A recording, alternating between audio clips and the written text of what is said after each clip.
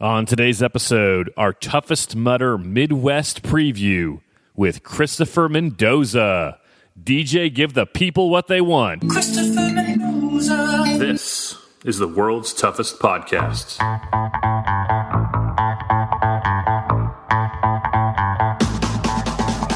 Welcome to the world's toughest podcast, where we talk about any obstacle course race you'd like, as long as that's world's toughest mudder. Each week we talk to members of the WTM community and share stories of success and failure in the single greatest event in OCR. My name is Will Hicks, and this is the world's toughest podcast. Welcome to another episode of World's Toughest Podcast. My name is Will Hicks. You are listening to the number one rated OCR podcast in the world because of listeners like you leaving ratings and reviews on Apple Podcasts and Amazon. Thank you for reviewing the show. You are too kind. On today's show, we're going to talk all things Toughest Mudder Midwest with friend of the show, Kris Mendoza. Kris is one of only 7 men to run 100 miles at World's Toughest Mudder. He is the only person in OCR to have their own theme song. We are going to talk about the course, but we spent a bit of time talking about his song and some new sponsors he's picked up recently. Very excited for Kris as he takes this next step in his endorsement career. Stay tuned for that at the end of our talk. Before we start, you can email me at willhicks@gmail.com. You can follow me on Twitter at @TheWillHicks. You can find us on Instagram at World's Toughest Podcast. You can be a part of the show by leaving a review on Apple Podcasts or Amazon, and I will read it on a future episode. Another way to be a part of the show is to email us at World's Toughest Podcast @gmail.com and share your Merrill Mudder moment. What did you overcome on the Tough Mudder course? Or maybe, what is the struggle in your life that you were able to overcome or work through on the Tough Mudder course? Email us at World's Toughest Podcast @gmail.com with Merrill Mudder moment in the subject line. And in the body of the email, just tell your story. I sincerely believe, I know that every single person listening to my voice right now is dealing with something. Some deep personal struggle. And I know everyone looks good on Instagram and Facebook, and it looks like everyone else has their act together, but I promise you, they have their own problems. It might be different than your problem. It's probably different than your problem, but they've got their own struggle that they're dealing with right now, and that's okay. The next time you are in a room full of people or at the start line at a race, at Toughest Mudder this weekend, look around and look at those other people. They are all dealing with something. I don't care if they're a regular Joe or the elite of the elite. Everyone has something. Money worries or family problems or something with their parents or their spouse or their kids or their ex or their boyfriend or girlfriend, their physical health, their mental health. I don't know, but it's okay. It's part of life, and you are not alone. Maybe Tough Mudder was a factor for you in working through whatever you're dealing with right now.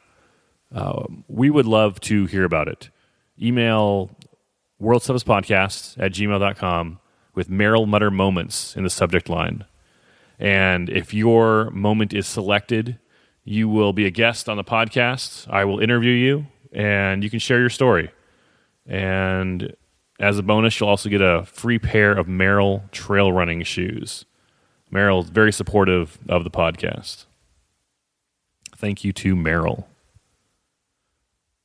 Before we talk about Toughest Mudder Midwest, let's talk about some Tough Mudder news. The biggest news this past week was about Sean Corvell. Sean is one of 3 or 4 people that are really the face of Tough Mudder to the community. His job, what he gets paid for, is to be the start line MC. But he's much more than that. He has visited members of the community in the hospital, and he's performed weddings for people in the community. He's flown out to see people when they were diagnosed with cancer. The value of Sean to the community cannot be overstated. This past week, Sean posted this to Facebook. Just got a helicopter ride to the emergency room. Hit a deer on my motorcycle at 55 miles per hour. Broken hand and elbow, very sore, but riding gear worked. Just some road rash on my arm. Deer is dead. They're keeping me overnight for observation because I passed out while the EMT was asking me questions. They were really boring questions. Feeling lucky. I guess I have more stuff to do in this life. Sean was released from the hospital the next day and is planning to be at Toughest Mudder Midwest this weekend. Thank you to John Hobson. John was the first person to let me know about Sean's accident. That's pretty scary. I'm glad Sean wasn't more seriously hurt. Sean, sell the motorcycle, man. Get a car. Get something really safe and boring. I'm going to put you in a nice Ford Taurus. We're going to put some money together and get you a nice Hyundai Elantra. No more motorcycles, Sean. What do you think about a Kia Sedona? Another bit of exciting news. A beloved member of the community and third place finisher at World's Toughest 2016, Morgan McKay, was in the news recently. At yesterday's 10K race, Ottawa native Morgan McKay, a self-described elite ultra obstacle racer, broke a Guinness World Record for the fastest 10K carrying 100 pounds. So imagine everyone who's doing it. Great to finish it, but she had the extra weight added. I can't even imagine that. Imagine it, buddy. Thanks to CTV Ottawa for the audio. Congratulations to Morgan McKay. She now owns the Guinness record for fastest 10K while carrying 100 pounds. She ran the 10K in 1 hour and 34 minutes. That is the record. That's the fastest for a woman. It is also the fastest overall time. The men's record is 19 minutes slower, 1 hour, 54 minutes. So there was a 10K in the city of Ottawa, and Morgan signed up to run it, just like anyone else. But instead of just showing up to run, she shows up wearing a backpack loaded with weights, like plate weights from a gym, duct taped to her backpack. You know when you go to a road race, like a 5K or a 10K, and there's that one guy in your start chute that brought way too much stuff? Like you're running 6 miles and he's got gear to go for 6 hours. Even that guy looked at Morgan and said, "You're carrying way too much." Morgan ran the 6.2 miles in 1 hour and 34 minutes, carrying a 100-pound pack. That is 15-minute miles. And you know she didn't come in last either. Imagine getting to the finish line and there's a girl in front of you that just finished in front of you and she's carrying an extra 100 pounds on her back.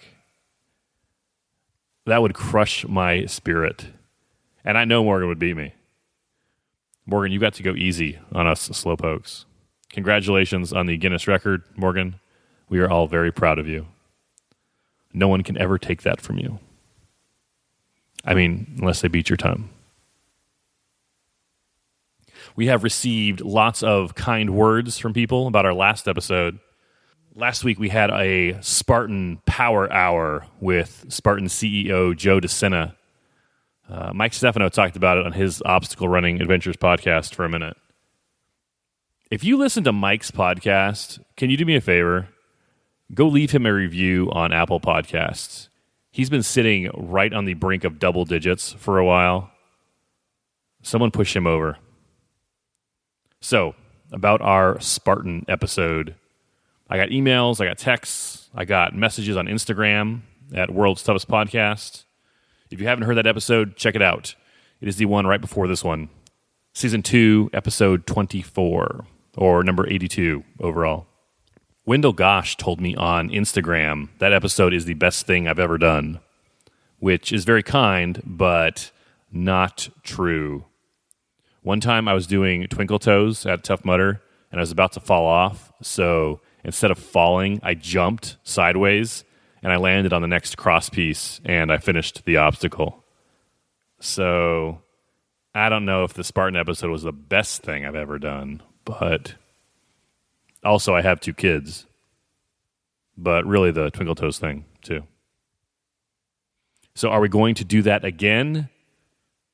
We'll see. No promises. If you definitely want more coverage of Spartan Race and the Spartan athletes and Spartan Race series, let me know in a review on Apple Podcasts. That's a good way to catch my attention, a review on Apple Podcasts. Speaking of reviews, let's read some iTunes reviews. Our first review comes from Amazon. If you don't have an iOS device, Amazon is the best place to leave a review for the show.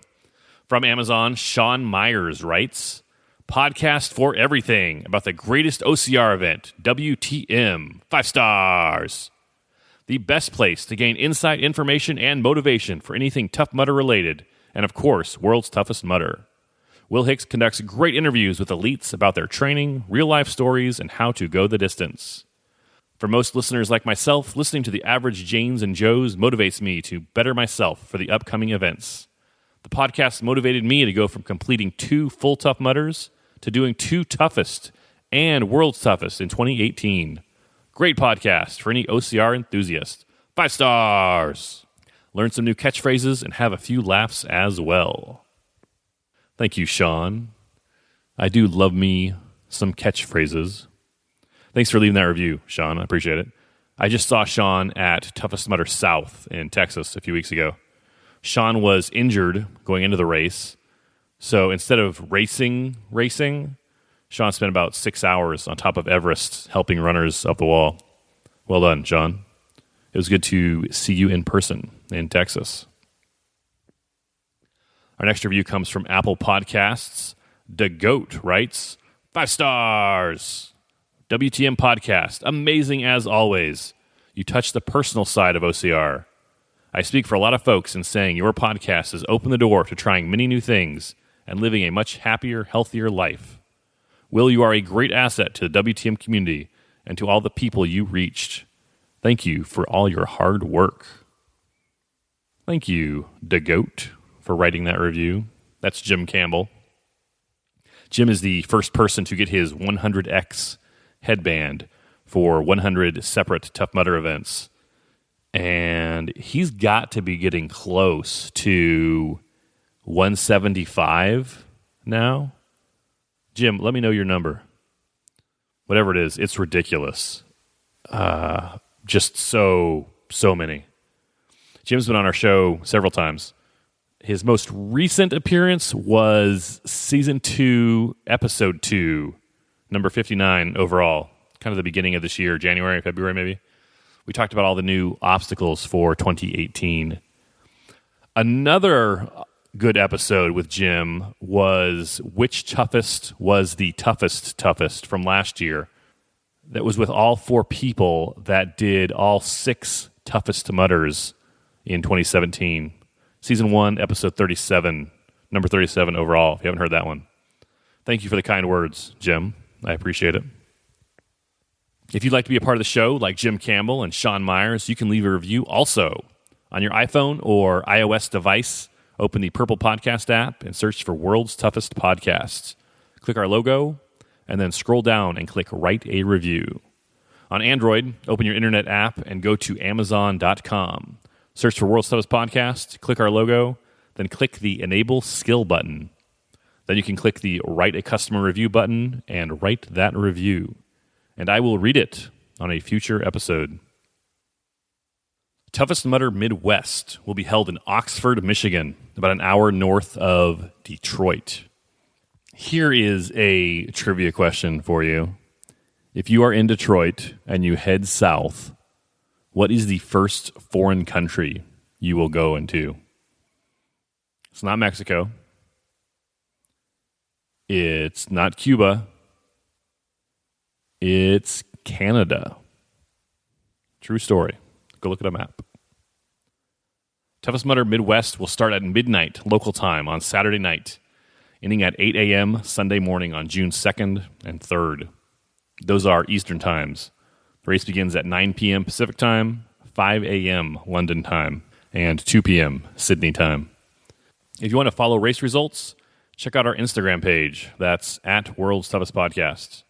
Tough Mudder should have some coverage on their social channels, but I cannot make promises for them. Toughest Mudder Midwest is an 8-hour race held on a 5-mile looped course. The man and woman who complete the most loops in the allotted time will be the winners. Here is how the timing works. The race starts at 12 midnight in one large start wave. The start line will close at 7:45 a.m. You cannot begin a new lap after 7:45 a.m. If you are already on the course after 7:45, you will have until 8:30 a.m. to complete your last lap. If you do not finish your last lap by 8:30, that entire last lap will not count toward your mileage total. Pricing is as follows. First place for the men and women, $5,000 US. Second place is $2,000. Third place, $1,000. Fourth place, $500. And fifth place is $250. The top 5 men and top 5 women will also qualify as elite contenders for World's Toughest Mudder 2018. Last year at World's Toughest, elite contender was good for the best position on the start line, reserved pit spaces, and they qualified for the bonus prize if they won World's Toughest and hit a mileage goal for that year.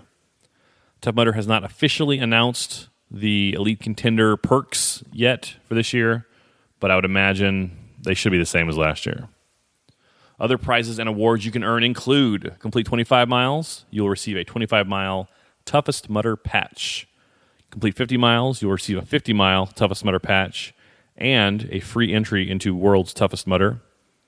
The man and woman who run the fastest first lap, the sprint lap, will receive a green bib and a free Tough Mudder entry. Every runner who completes 8 hours will receive the black 8-hour Toughest Mudder headband. In addition to those awards, all men who complete 30 miles and all women who complete 25 miles will qualify for contender status at World's Toughest Mudder. Contender status will get you a better start line location, early access to select your pit area, and is a requirement to qualify for prize money at World's Toughest Mudder. I'm going to play a 6-minute clip from a previous episode talking about some FAQs with the rules for Toughest Mudder. If you are running in Michigan this weekend, this is for you. If you're not, or if you've heard it before, you can feel free to skip ahead 6 minutes. It won't hurt my feelings. I'm not going to read the entire list of rules. If you are running this weekend, they've already been emailed to you. Reading and understanding the rules is your responsibility, not mine. Something else I want to emphasize. This podcast you're listening to right now is not a production of TMHQ. I am not an employee of Tough Mudder. The podcast has zero official affiliation with Tough Mudder. If you listen to the rules that I am about to summarize and have a problem with anything on race day, it is on you. Not me, not World's Toughest Podcast, not Tough Mudder. You are an adult. Read the rules. I am happy to help, but knowing and understanding the rules is 100% your responsibility. If you have a problem and you're angry about it, you can email me.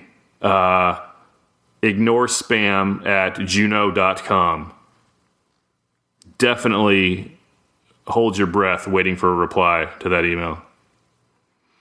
But I do want to highlight a couple of common questions. Do I have to wear a wetsuit? No, you do not have to. But you should definitely bring one, just in case. Do I have to wear a strobe? Will a glow stick work instead? Yes, glow sticks are fine. In the past, they were kind of a gray area, and we all got away with it. But now it's official, it's in the rules, glow sticks are fine. You have to have a headlamp, and you have to have a strobe or glow stick to do the race. You won't be able to get to the start line without that. You won't be able to start any additional laps without a headlamp and a strobe or glow stick. If I need medical help, am I disqualified? It depends, but probably not. You can go to the medical tent for up to 30 minutes without being disqualified. Medical does not want to DQ you. They know about the 30-minute time limit, and they will hustle to get you back out. Here is how you can be medically disqualified. If you are transported by medical, you will be disqualified. If you are helped by a lifeguard, you will be disqualified. You can even get medical treatment on the course as long as they don't transport you, and as long as it takes less than 30 minutes, you are golden. But don't be afraid of medical. They are on your side. How much pit space will I get? Officially, they say you'll get 2 feet by 4 feet. Depending on how many people are at the race this weekend, you may get less than that. You may get none of that. But you only need probably half of that. You're only going to be in the pit a few times. Probably just 2 or 3, 4 or 5 times in the pit for 99% of you listening right now. Will not be in the pit more than 4 or 5 times. You don't need a whole flat of water. You don't need 3 wetsuits. You don't need 4 different varieties of Tailwind and granola bars. Here is a rule of thumb. If you can't carry everything in one trip, you're bringing too much. What other gear do I need? What you're required to have to run the course is a headlamp and strobe and your timing chip and bib. Other than that, that's what you need. There's obviously, you want to have nutrition. You want to have water, Gatorade, or Tailwind. Here's 2 pieces of gear that I love for toughest mudder. Blegmits and my Merrell Agility Peak Flex trail running shoes. It's too late for you to get Blegmits for this weekend. They ship from Australia. They will not get here in time. But you can get a pair of Merrell trail running shoes when you get there. They won't be open Saturday night, though, so you'll need to go there Saturday morning during the regular Tough Mudder. Go to the Merrell tent. They'll have a big orange tent up. You can try the shoes on. You can try them out. They'll have an inclined climbing wall kind of thing. And you can have a brand new, sexy pair of Merrell trail running shoes for toughest mudder. The new Merrell All Out Crush 2.0s with the BOA lace are great, but they do run like a half size big. So be aware of that. Just be aware of that when you're checking them out. When will all the obstacles open? They will open when they open. They'll probably all be closed at the very beginning, and some may open at 12:15, maybe not. Most will be open by 12:30. They should all be open by 1 a.m.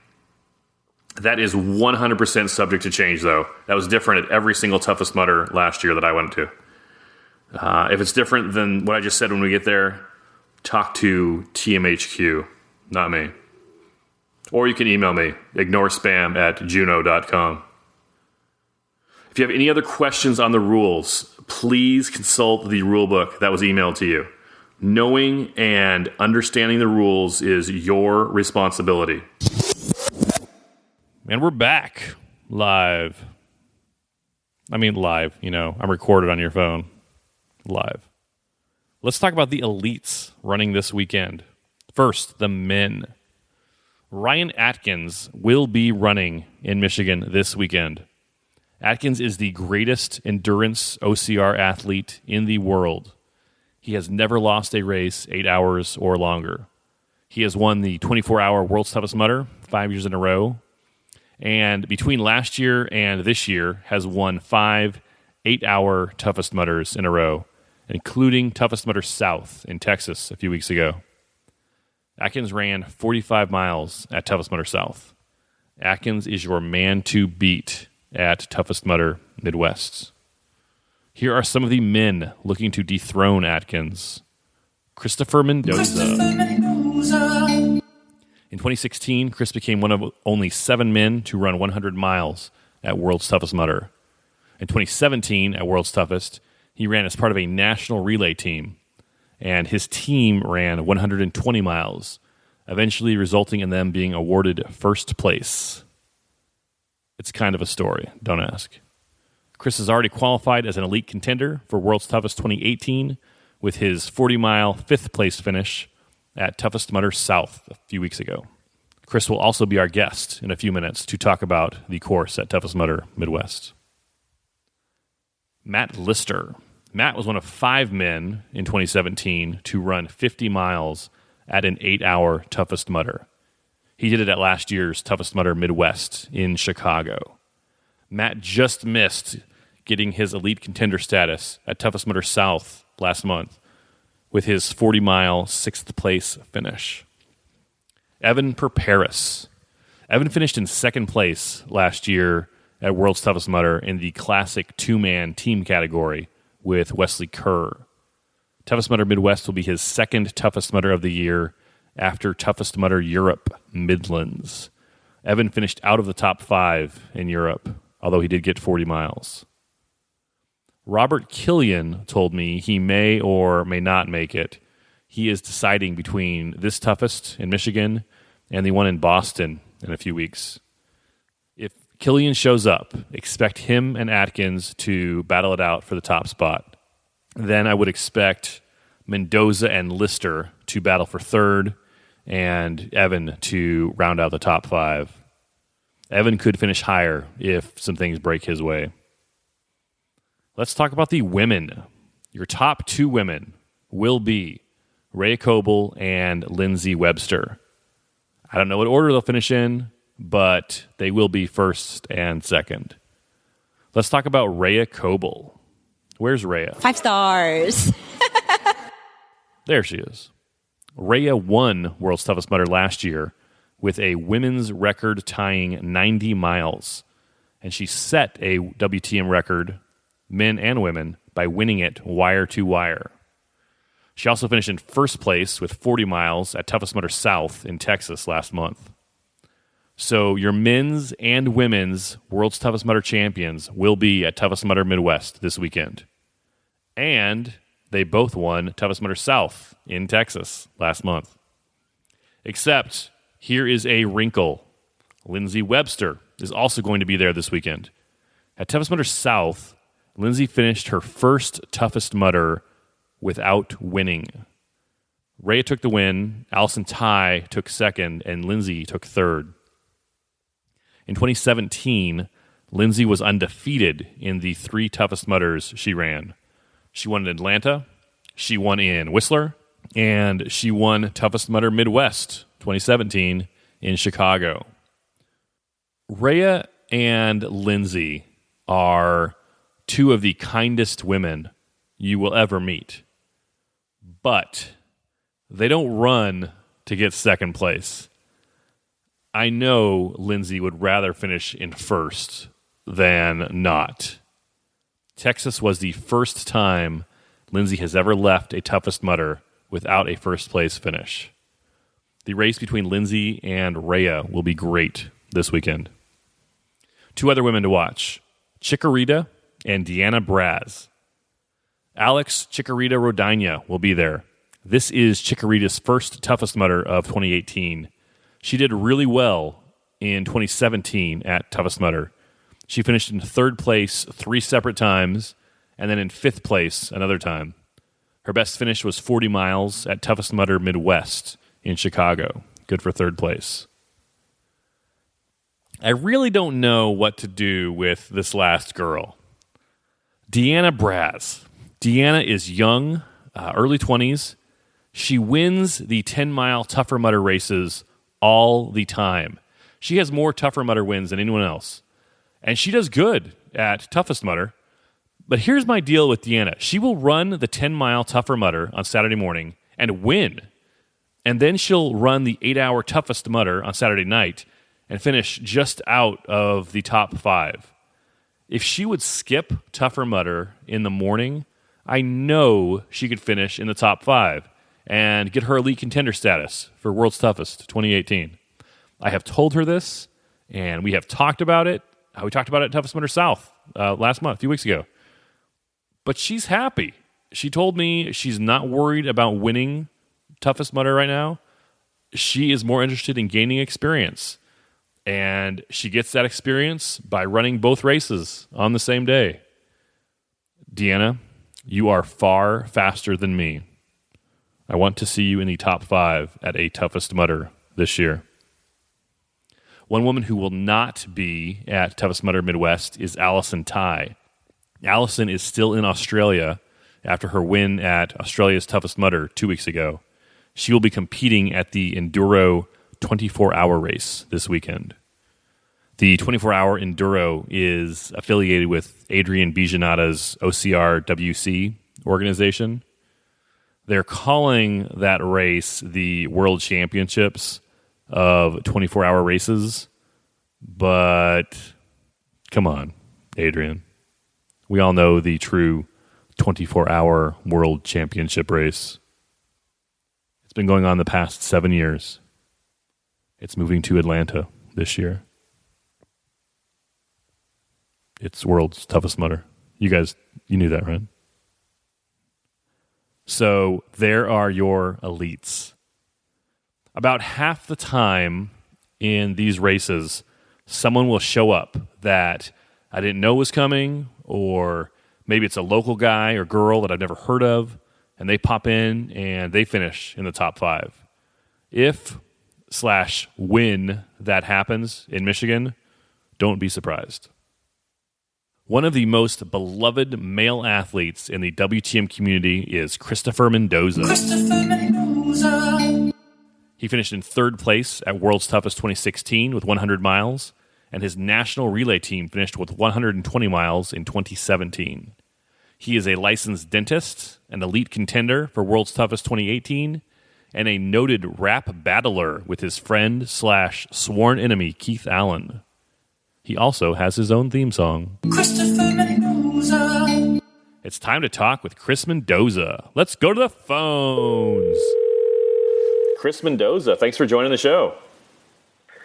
Hey, what's going on, 5-Star Will? How you doing? So good. Kris, I bet you are. I heard you love nicknames, by the way. I love them. How'd you hear that? That's what I heard. Yeah. Just through the interwebs, I remember that conversation. I remember wrapping it up with, instead of a nickname, you should get yourself a theme song. Yeah. So we should set the ground rules for this podcast right now. There will be no more saying of my name. We don't need any more of that theme song trash going around. Because I swear, Heath hasn't even run a race this year, yet he still haunts me. And it's kind of ridiculous. So what are your thoughts? Actually, wait. First off, I got to tell you this. Last weekend, I was actually hanging out with Rhea. 5 stars. We get done with this run. We get done hanging out. And I'm like, hey, I'm going to go listen. I started driving home. I'm like, hey, I'm going to listen to a podcast. I'm like, oh, cool. It's Will and Rhea. Rhea's on the podcast. I'm like, sweet. And what do you know? As she's being interviewed, all of a sudden she just keeps saying my name. Actually, I'm staying with Christopher Mendoza. And saying my name. I kind of sing it in my head, that song that you play. But I just call him Kris. And I'm looking around in the car. Obviously, no one's with me. And I'm like, this is a sick joke someone's playing on me. Rhea just like saying my name just so that you'll play that stupid theme song over and over and over. Christopher Mendoza? Christopher Mendoza. But I just want to let Rhea know that I'm coming for her. And to quote T-Swizzle, now we got problems. And I don't think we can solve them. You made a really deep cut. So now we got bad blood. I'm coming for you, Rhea. Better watch out. So you and That's Rhea, pretty much all I have to say about that. you and Rhea are both running this weekend in Michigan. Are you going to beat Rhea? I really hope so. I really don't care, actually. I'm just saying she better watch out. Otherwise, with my lack of rap skills, it might come back to haunt her. So I might need to call in the boys on this one. You know what was funny is Rhea had no idea where those songs came from. She just knew the clip. right? So I actually had to go in and like tag her in all the videos so she could actually go watch them. That's It's pretty hilarious. funny. So what do you think? What do you think about the whole theme song? Is it enduring or is it annoying now? Are you over it? It's pretty funny sometimes, I gotta admit. It's pretty funny like most of the time. You told me once that sometimes when you're out running on the course, people will just like randomly sing it to you. Oh yeah, I sing all the time. Yeah, I would say most of the time I get a funny kick out of it. Yeah, And it's like keeps haunting me. It's crazy. It's people I don't even know, which makes it even funnier and also kind of strange. But you know, Atkins has won the world's toughest 5 years in a row, but he doesn't have a theme song. That guy's a nobody. Yeah, he's a nobody. Says it on his bib. We have talked several times on the podcast, but I don't think we've ever talked about your 100-mile year. You're one of the 7 men that's run 100 miles at World's Toughest Mudder. In 2016, you got 3rd place overall. Tell me about your 100 miles. Well, I could say that it was the most underwhelming 100 miles that you could possibly get, being in 3rd place and getting that 100 and still being in 3rd place. But it was actually like, for me, it was insane. It was definitely like my best race, I guess, to date. Yeah, I mean, the year before I had only hit 80 miles. The year before that I'd hit 50. And I just set out with this super lofty goal that, hey, if, the stars kind of aligned, that I would go for 100. And I trained my butt off that year. And, I kind of knew exactly what I needed to do each lap. And it was just one of those things where everything just kind of came together. I didn't have too many like big problems. And yeah, it was a pretty great year. My parents actually were crewing me that year. And the last time they crewed me was the first year I ran. And I had gotten 50 miles the whole 24 hours in 2014. And by 10 p.m. I had already gotten that 50 miles. And I told them it was going to be a little different experience this time. And I don't think they believed me until that moment. Until I started really going. And, yeah, it was a pretty awesome year. I don't know. Do you have any specifics you want to get into? Because it was just like a crazy experience for me. I never would have expected it. I'm just thinking that, like, the guys, there's a lot of guys that, get 75 or 80 miles, not a lot, but, a handful. And 100 miles is that next big goal for them.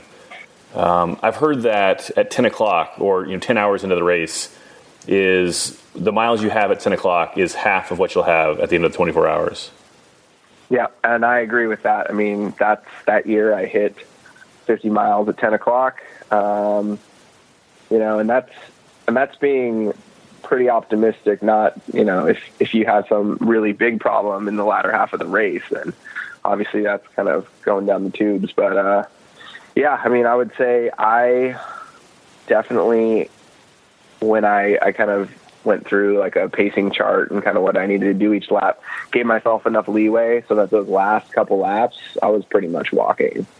It was pretty awesome. Actually, I still remember the last lap I ran. I ended up running with my friend Mike Delanty, who was the first person I'd ever met at World's Toughest Mudder. I just met him running one of my first laps in 2014, and we ended up finishing that race together. He was going for a 75, and I was going for my 100, and it was pretty special. So, yeah, and then just to get the support of all the community out there was super awesome. I like remember crossing the line and seeing Sean and just thinking, wow, it's come a long way, especially from 2 years before only getting 50 miles. So when you finished your 95th mile, you're heading out for your last lap, you knew you had enough time that you didn't have to run hard the whole last lap. No, yeah, I think I had like 3 hours or something, 2.5, 3 hours. It was a lot of time. So I was able to pretty much just enjoy that last lap, which was pretty awesome.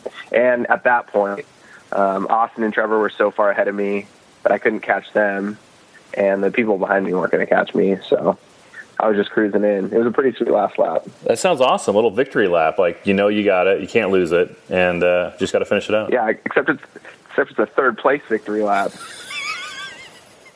It's pretty sad, right?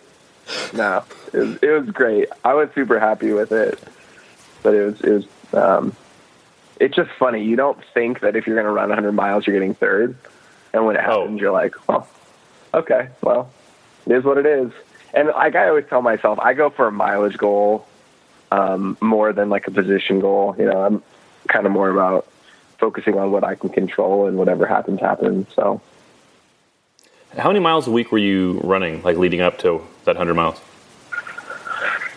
That's a really good question. I honestly don't remember, because I don't really, up until this year, I hadn't like tracked any of my workouts and couldn't really tell you.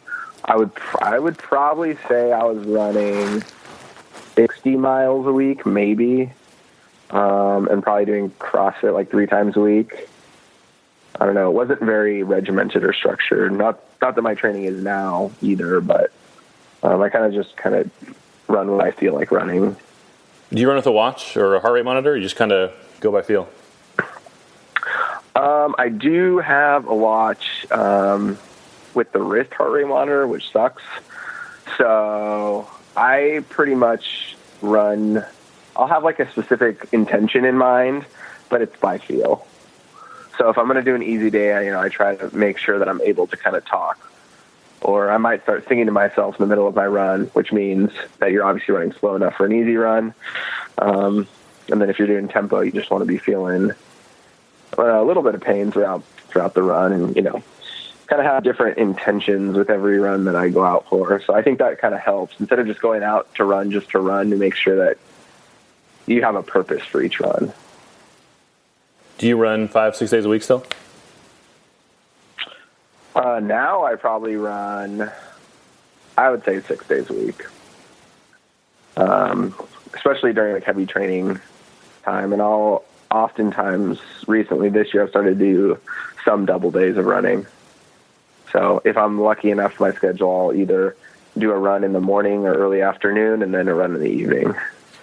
You mentioned your schedule. You have been working on becoming a dentist at the UCLA School of Dentistry. How's that going? Well, I am a dentist.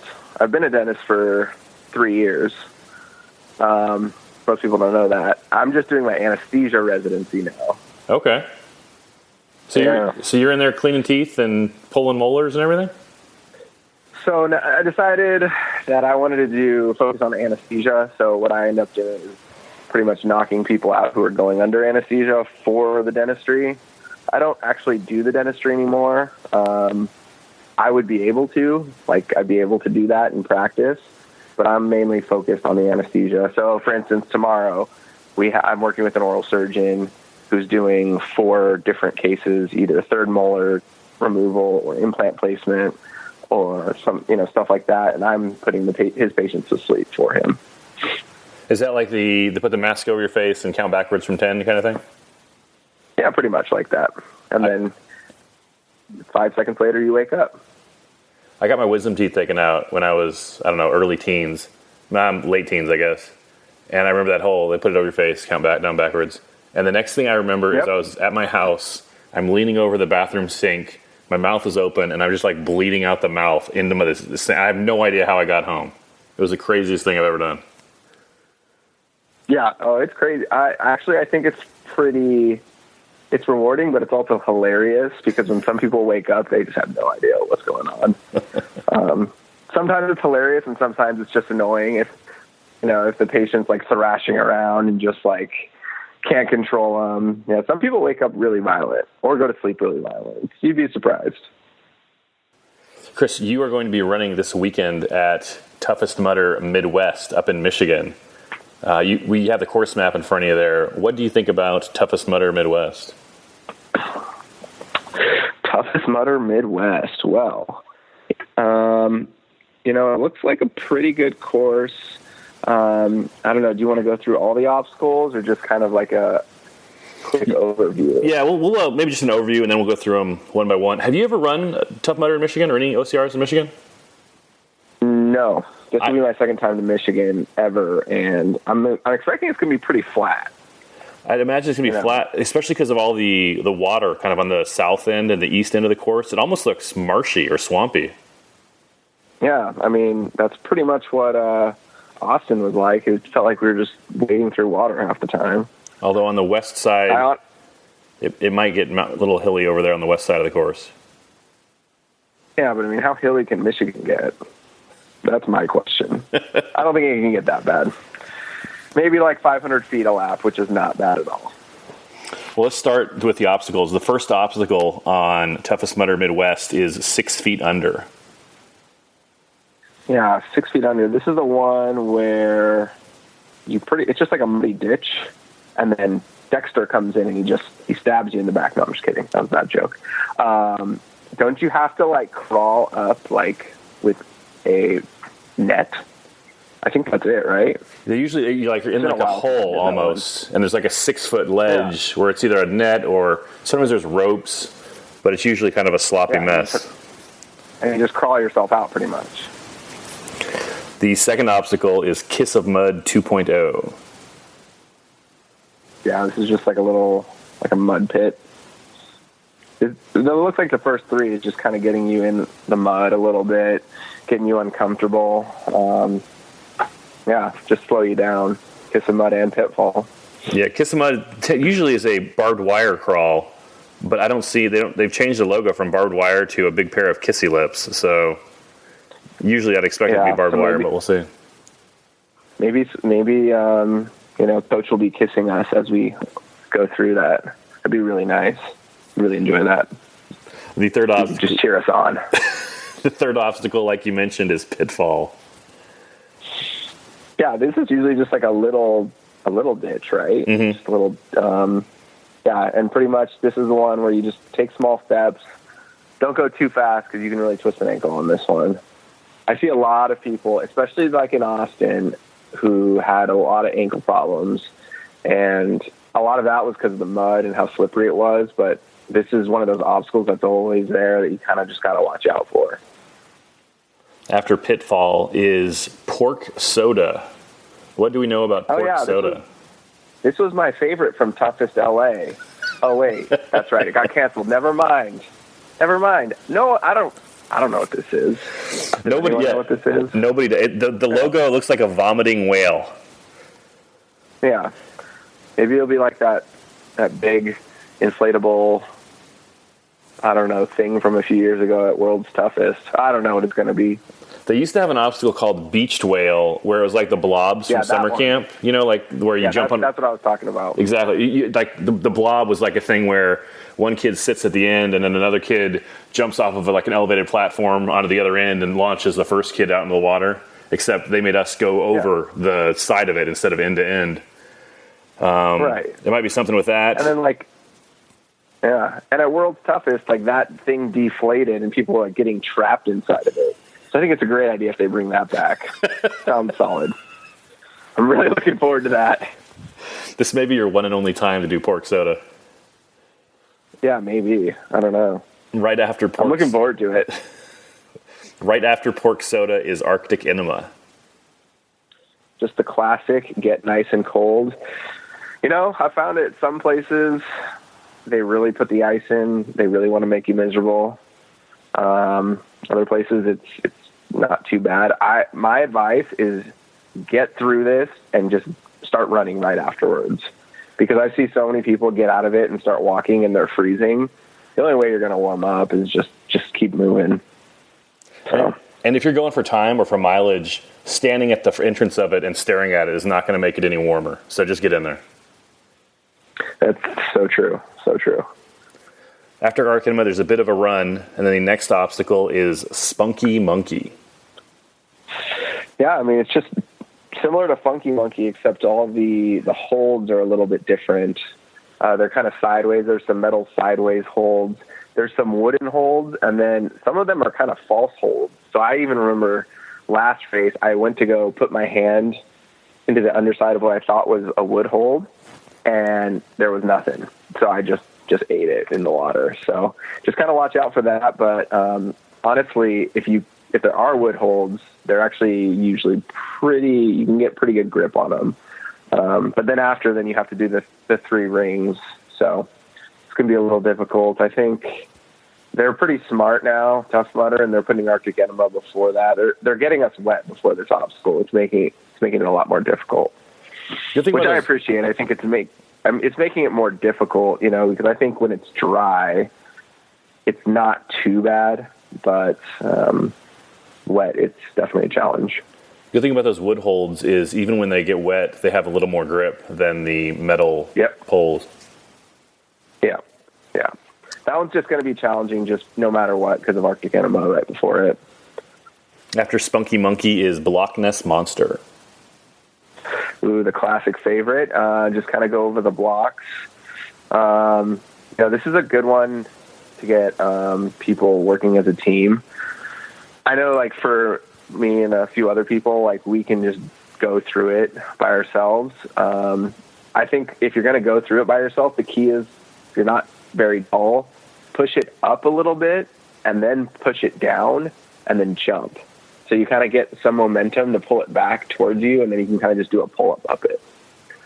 So for those going through alone, give it a nice little push up so that it falls back onto you, and then try to jump and reach the top. So one piece of etiquette is sometimes the elites are coming through, like you or Ryan or Lindsay. Someone's coming through at the same time. There's a big group, and just let them keep going. Like, push them ahead, get them out of their way, and let them keep racing while the rest of us help each other through.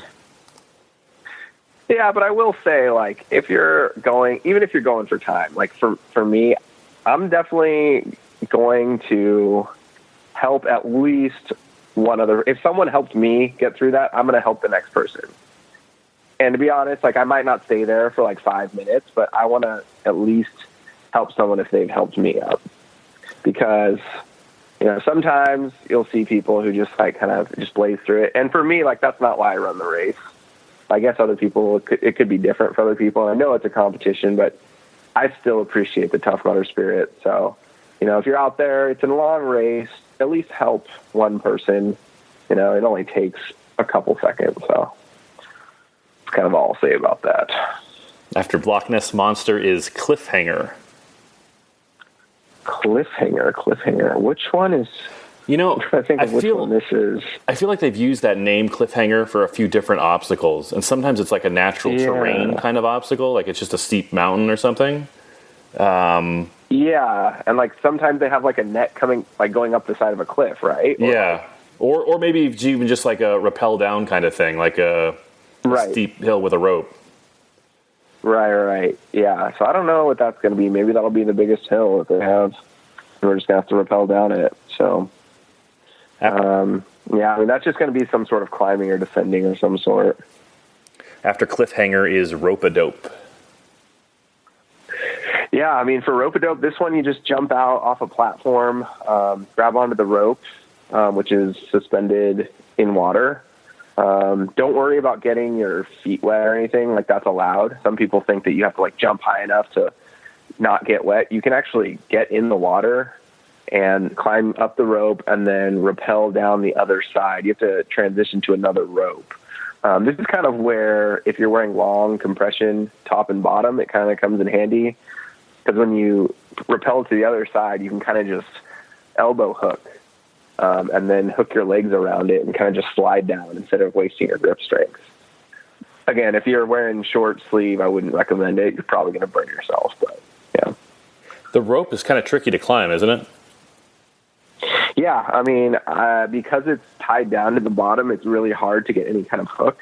I'm still able to kind of clasp my feet together I don't know. I think it's a J hook. I don't know the difference of the hooks, but I'm still able to kind of use my feet. It's definitely a different kind of material, and it's pretty slick. But I think that try to get a good bearing on your feet, and then just use your arms to pull up too. The next obstacle is Devil's Beard. Well, I think we could both agree this is the absolute worst obstacle ever. I really hate this obstacle. Okay. It's just terrible. I have never, ever had fun on this thing. I do not, like, out of all of them, like, this is the one I am least favorite of. Because, especially when they put the tires underneath it, too. That was 2015 they did that at World. Clothing caught. Yeah, all you ever do is get your clothing caught in there, and it's just annoying. Freaking hate it. Or your headlamp. This is the cargo net. They spread it on the ground. They stake it down. Yeah. It's a cheap obstacle. It's an easy obstacle, and it's just terrible. I agree. No, it's not fun. Yeah. No, they could easily put something else. Like, why can't we just have, like, the pegs that they used to have, or I don't know, something else? Do you go through head first or butt first? I kind of go on my, like, side, actually. It's kind of more of like a butt first, but like I lift up my right shoulder, and I kind of just let my like head follow that. So I'm kind of going sideways. And you just got to remember to mind your headlamp because it'll get snagged like right away. Yeah. Yeah. I mean, that's why I put my elbow up, and then I kind of put my head down under my elbow. So I'm trying, not to do that. Sometimes I wear a pack, so that's what gets caught for me. Oh, yeah. But that cheap obstacle. Freaking hate it. The next obstacle is Kong Infinity. This is probably my favorite new obstacle. It's like that wheel, and you're just grabbing the rings on the wheel, and then you have to transition into monkey bars after that. I personally do it backwards. I go on it backwards and kind of just wait for the rings to come down and just slowly kind of use the momentum to keep the wheel turning. Then just when you do that, it's kind of a tricky transition. Make sure you hold on to one of those rings as you turn and try to grab onto the metal. Because I know a few times I've missed that transition. I just thought I had a grip on the monkey bars and just missed them. So I think that part of this, they'll also have just regular Kong open as well, if I were to guess. They did that in Texas. They had regular Kong next to Kong Infinity, and they kind of went back and forth on which one was open. Yeah. So I think that's probably what they're going to end up doing. Although I heard about, was it the UK, where they kind of were opening and closing obstacles throughout the night? Yeah. Randomly. I thought that was pretty interesting because I think that after a few laps, it gets a little monotonous, especially if you're running 6, 7, 8 laps or more.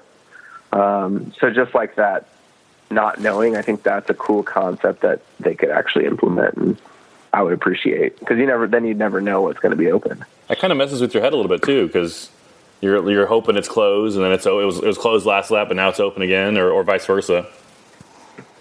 Yeah, but even if it's messing with my head, I feel like it's kind of new, so it's like keeping you at least in a little suspense.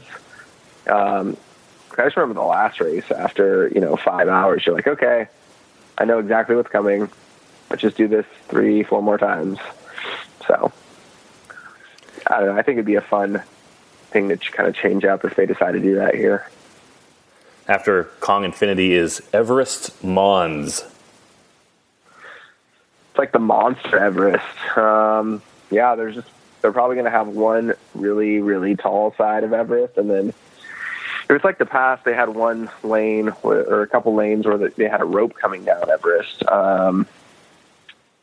That got tricky once they closed the rope side, especially in Austin. So we'll kind of see what they decide to do, if they keep both sides open, and if they let people help us up. Because I know later on in the day, they closed the rope side, and so it was almost impossible to get up the big side, especially 6 hours into a race. The big side is I think it's 15 feet tall, which is taller than the warped wall on like the Ninja Warrior wall is 14 feet or 14 and a half feet. And it's slippery. And it's muddy, it's slippery, and you've been running for 7 hours when you get to it.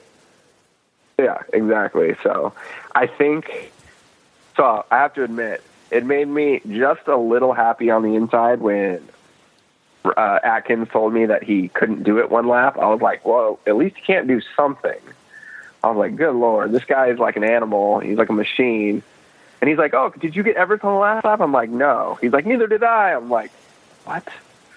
I'm like, that's insane. That's how hard it is, everyone. That's how hard it is. You know it's too hard if Ryan can't do it. Do you think it's too hard? Do you think they made that obstacle, it's too hard for the course? I think that if they only let the tallest side if they only keep the tallest side open like they did the last 2 hours of Austin, I don't think that's reasonable, especially after you've been running for 8 hours. But, they could do whatever they want. I think with the ropes, that was even still pretty challenging. You'd still need help. There's a little technique to climbing Everest, even with those ropes. It's not just grab the rope and pull yourself straight up. Well, what's your special technique? Oh, well, I want to know. Okay, so if there's one with knots, go for that one.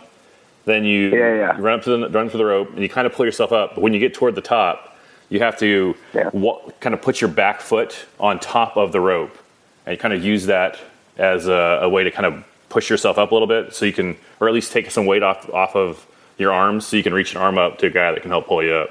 Otherwise, you're just standing up there. Yeah, like step on the rope, right? Yeah. Yeah, nice. The only other thing I've ever found is if the two ropes are close enough together, you can almost ladder up them and just step on the ropes on the way up. I think last year at Chicago, I found that worked out really well. But they were close enough. In Austin, they weren't close enough to do that.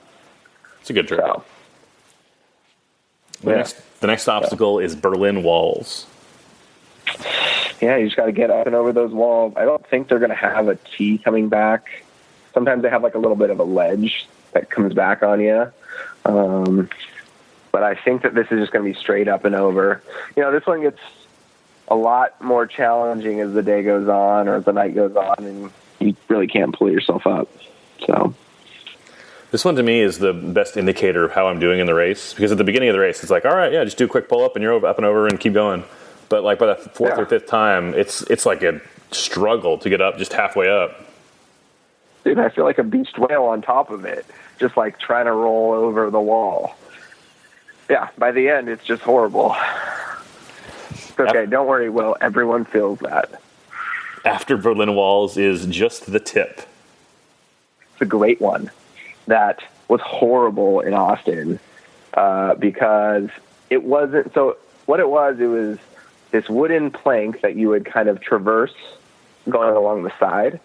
And then there was a metal pipe and then another metal pipe further. But then in the middle, there was like a metal knob.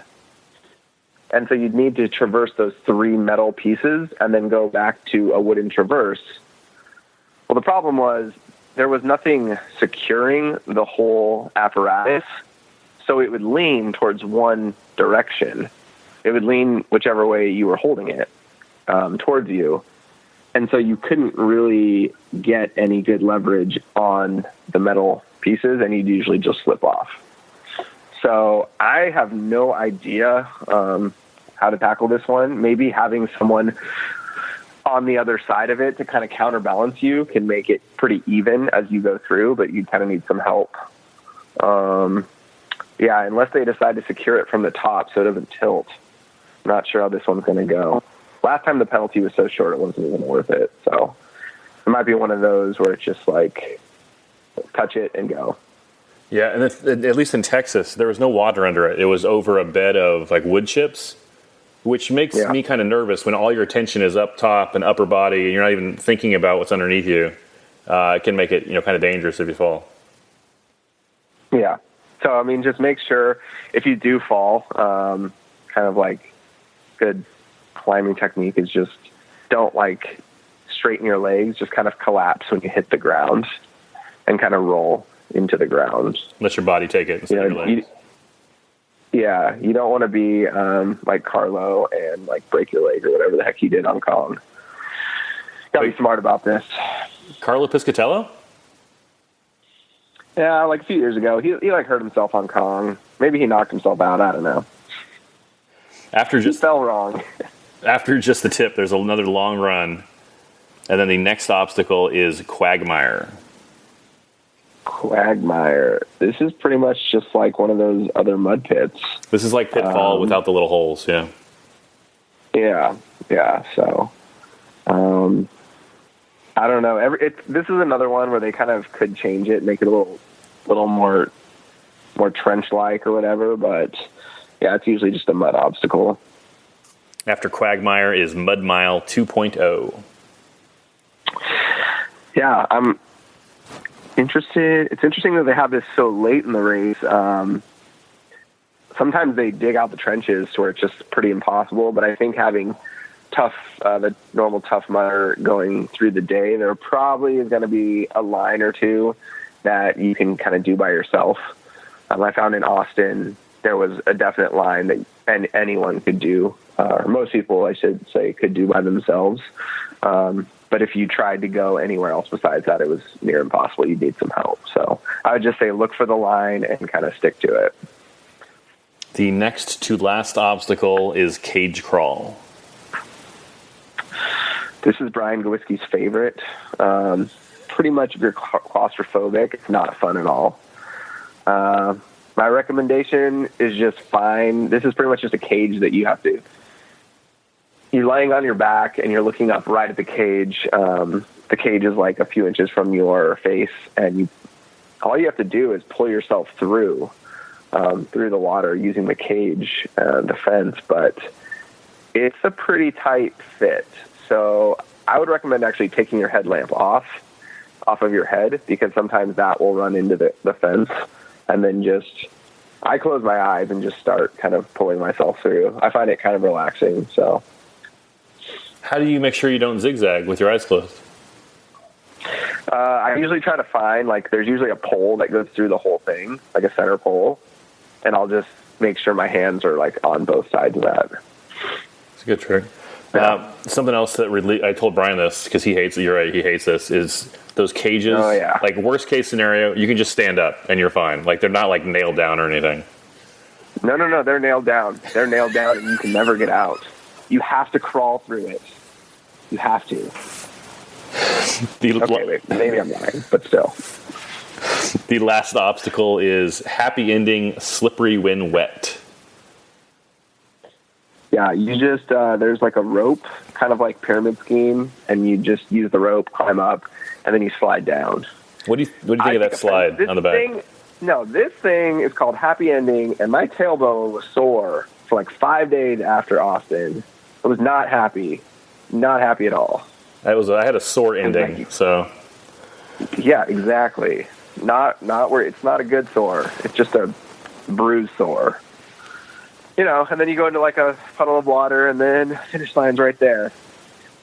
I think the slide's fun, but usually I end up hitting my tailbone somewhere on the way down. So. It's something about the metal on the slide. I don't know why, but like every single time my butt hurt for like an hour after I slid down.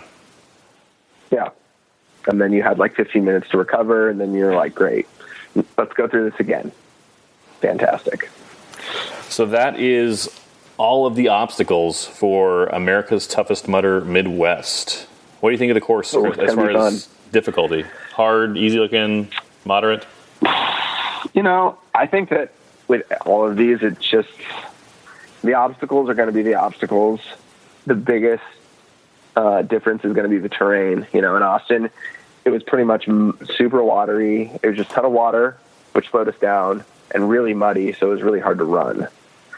I think that just like Austin, it's going to come down to how the terrain is going to determine how difficult this course is. And the weather might come into play. Looking like there could be thunderstorms in the morning. I don't know. So that could make all the obstacles much harder. So let me read this. See how that goes. Let me read this weather report to you.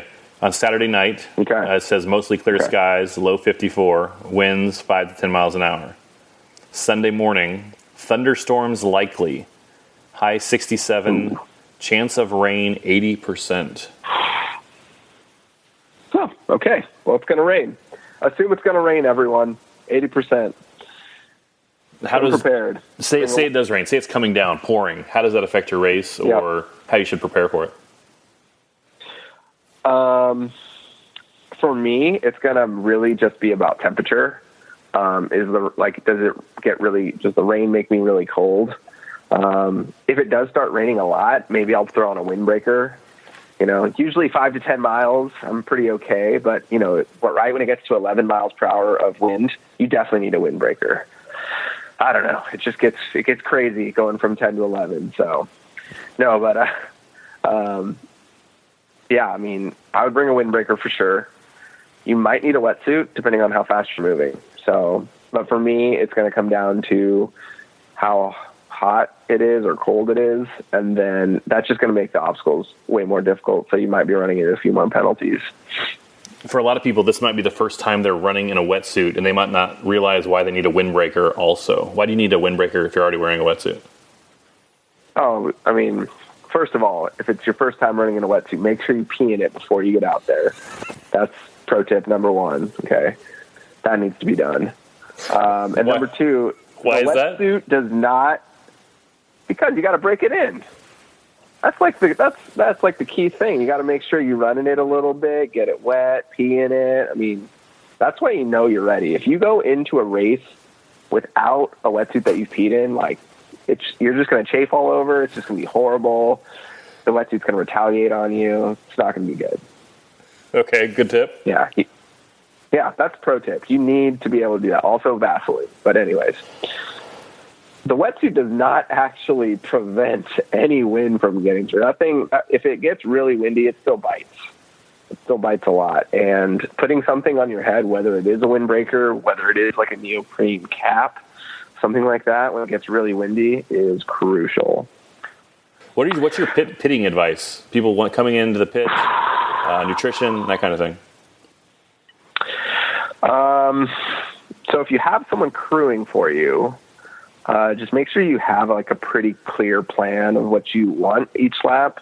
I mean, for me, it's pretty much like I change out a water bottle. I get a new like Cliff Block pack or something. Whatever you're going to do, hopefully you've practiced it already. You've used it. Also, don't have a huge dinner that night before. If anything, have a big lunch. Dinner should be pretty light, kind of snacking, because you don't want to have to go to the bathroom. And if you do, it's going to make your night a lot more difficult if you just got a upset stomach. So, what's a good lunch? What's a good pre-race lunch? Yeah, get a good lunch in. Not a lot of fiber that day. I'm a huge fan of like acai bowls. I know you can tell I'm from LA because that's what I really want. So, with some granola, some bananas. But yeah, I live in San Diego, and my local Costco now has those bowls instead of the frozen yogurt. So that's what I'm coming down. I'm gonna come visit you. We're gonna get some acai bowls. We're gonna go to Petco Park. We're gonna watch the Dodgers beat the Padres. It's gonna be great. My favorite part of when the Dodgers come to town is at the end of the game when I'm leaving, the 2 or 3 Dodger fans getting arrested outside. Yeah, it's because they were fighting with each other over nothing. It's ridiculous. I went to a Padres game, and there were 2 Dodger fans fighting with each other. I was like, I don't understand. I'm a Dodger fan, but I'm a fan. I just don't get it. Kris, do you have any sponsors? Anything you want to plug? Merrill, been a huge supporter.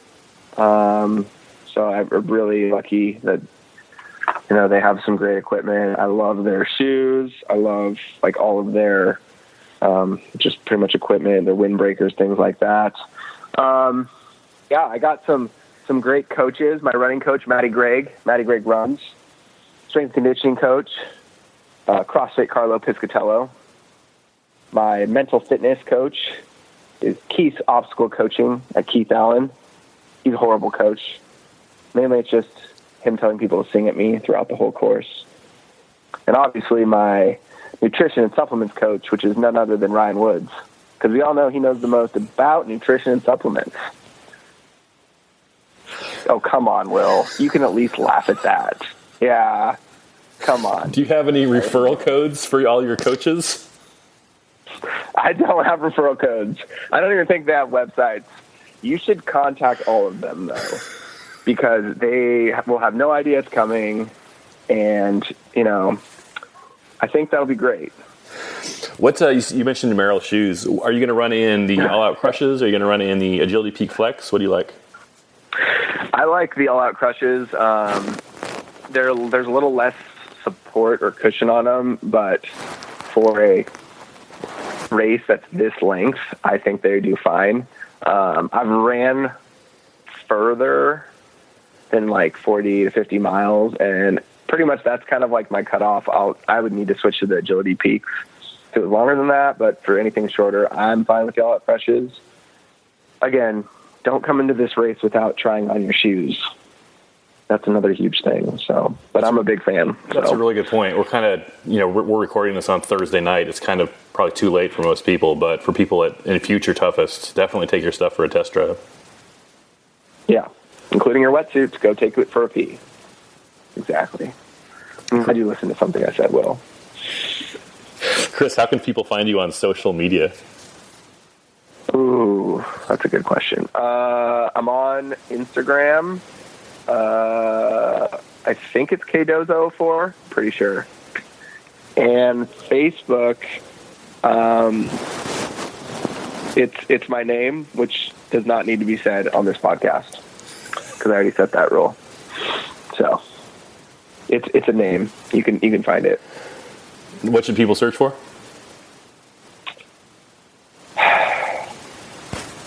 Kris Mendoza. That's all I got. Pretty much. I got nothing. Just a weeping. I'm just going to go cry now. You made me sing that. It's very sad. Kris, any last thoughts on Toughest Mudder Midwest?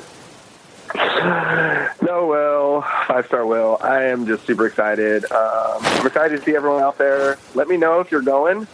I, to be honest, haven't been doing a great job seeing who's going to be out there, but I'm really excited to see people. So, looking forward to seeing people Sunday morning and then Sunday night. Can't wait to hang out with everyone. So let me know if you're going. Feel free to say hi. Yeah, you can sing my song if you have to. Or you could just say, good job. I don't know, like a normal person. But I might have something special on my bid this time. We'll see. Really? Maybe. We'll see. Any hints? No. Music notes? It's based on one of the songs. So it's based on the song. The song. If you've heard the song that my name is spoken in, then you'll know it's me. Christopher Mendoza, thanks much. Thank you, 5-star Will. 5 stars. Sorry, that was my Rhea impression. No, I got it. Oh, yeah. Kris, so good, man. Thank you. No problem. Special thanks to him for appearing on today's episode. Well done, Kris. As I was wrapping up this episode, I saw a new review come in from Mrs. Mendoza on Apple Podcasts. We'll read it next time. Thank you, Mama Mendoza, for that review. It is going to be another great Toughest Mudder this weekend. Good luck to everyone running. Do you want a tip to guarantee you'll last the whole 8 hours? Guarantee. Find the worst possible picture you have of yourself, like a before picture with a big gut. Send it to someone you trust. Tell them in writing, if I don't make it the full 8 hours at Toughest Mudder Midwest this weekend, I give you permission to put this picture on Facebook, Instagram, whatever. If I last the full 8 hours, you do nothing. It has to be someone you trust, not to do you dirty, but also that you trust to follow through if you don't last the full 8 hours. I promise you that will work. Have a safe race. Have fun. I will talk to you soon. Go spend time with someone you love.